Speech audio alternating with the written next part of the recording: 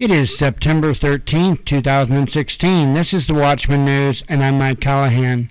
So a report came out on Reuters and NBC earlier.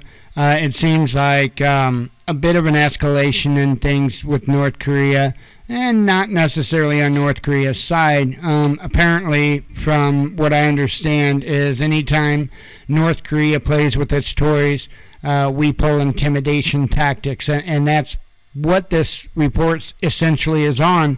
But there's something at the end of the part of it that I'm going to do it shocked me.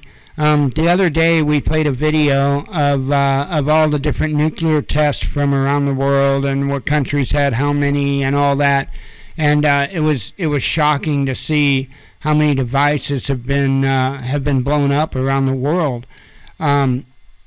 I'm going to read just part of this article up to that point. I will point that out to you, and then there will be the link down in the description tab if you'd like to read the rest of the story. So the headline is, U.S. B-1B bombers fly near North Korea following nuclear test. And this is what it says. Osan Air Base, South Korea. The United States on Tuesday sent two nuclear-capable supersonic bombers streaking over allied South Korea in a show of force meant to cow North Korea after its recent nuclear test.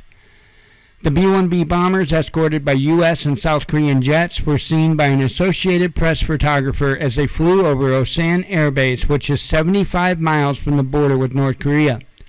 The bombers were likely to return to Andersen Air Force Base in Guam without landing in South Korea. Such flyovers are common when always high animosity rises over the Korean peninsula, which is technically in a state of war since there has never been a peace treaty to officially end the 1950 to 1953 Korean War.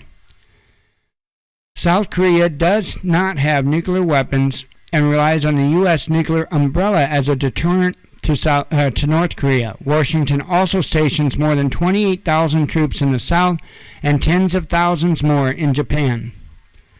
North Korea is keenly aware of the U.S. presence over the peninsula and of what it considers the U.S. nuclear threat. It uses such flyovers and the American military influence in the South and its propaganda as alleged proof of U.S. hostility that it claims as the reason it needs a nuclear bomb program. Last week's nuclear test, the North's fifth, was its most powerful to date. Pyongyang claimed to have used standardized warheads, and the detonation makes some outsiders worry that it's making headway in its push to develop small, sophisticated warheads that can be mounted on missiles that can reach the U.S. mainland. Nuclear expert Siegfried Hecker, who has regularly visited the North nuclear facilities, estimates that the North may have enough nuclear fuel for about 20 bombs by the end of 2016 and the ability to add about 7 new bombs a year. Left unchecked, Pyongyang will likely develop the capability to reach the continental United States with a nuclear-tipped missile in a decade or so. Siegfried wrote on the North Korea-focused website 38 North.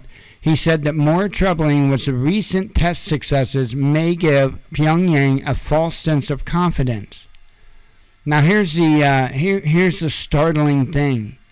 They have a little map here, and again I'll put the link to this in the description of the video. And it's totaling the inventory of nuclear warheads. And if you notice, the United States and Russia both are at the top of that. We're actually losing this race, by the way, at least by these numbers, which I'm sure is lying heavily on both sides. But anyway, total inventory for the United States, they claim, is 6,970 warheads, and Russia is at 7,300 warheads. And again, I'm sure these numbers are extremely small in comparison to what they actually have.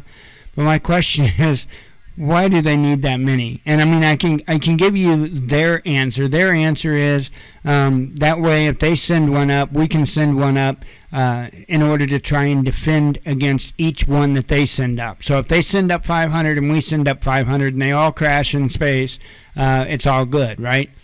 doesn't make any sense because we have different type of directed energy weapons now to take down these ballistic missiles. So why they are still in this race as far as these rocks, essentially, I have no idea. It makes no sense. But I think I would be nervous if I was any country that wanted to maintain my sovereignty, and you have that many missiles out there. I'm sure there's even known about. I'm sure there's well over 20,000 nuclear missiles altogether that's known about. I think I would be a little nervous too.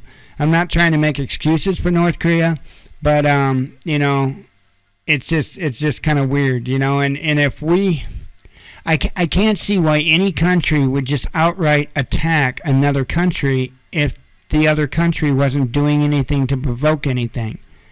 It just doesn't make sense to me.